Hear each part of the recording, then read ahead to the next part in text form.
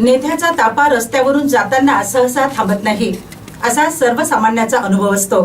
मात्र राज्याचे मृद व जलसंधारण मंत्री तथा यवतमाळचे पालकमंत्री संजय राठोड यांनी आपल्या संवेदनशीलतेचा प्रत्यय पुन्हा एकदा दिलाय। यवतमाळ अमरावती मार्गावर भीषण अपघातात जखमी झालेल्या एका दाम्पत्यासाठी आपला तापा थांबवून आणि स्वतः पुढाकार घेऊन त्यांना मदतीचा हात दिलाय।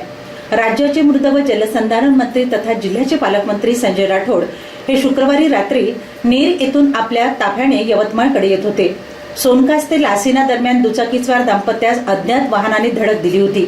हे दाम्पत्य रस्त्याच्या कडेने जखमी अवस्थेत विव्हळत पडून होते। अपघाताचे दृश्य दिसताच मंत्री संजय राठोड यांनी तात्काळ आपला ताफा थांबविण्याचे आदेश दिले। सुरक्षेचा कोणताही प्रोटोकॉल आड येऊ न देता ते स्वतः गाडीतून खाली उतरले आणि जखमींची विचारपूस केली। जखमींची प्रकृती चिंताजनक असल्याचे पाहून त्यांनी क्षणाचाही विलंब न लावता आपल्या ताफ्यातील पोलीस सुरक्षा वाहन त्या दाम्पत्याला रुग्णालयात नेण्यासाठी सज्ज केले। दरम्यान माहिती मिळताच रुग्णवाहिकाही घटनास्थळी दाखल झाली। जखमींना तातडीने यवतमाळ येथील शासकीय वैद्यकीय महाविद्यालयात रवाना करण्यात आले।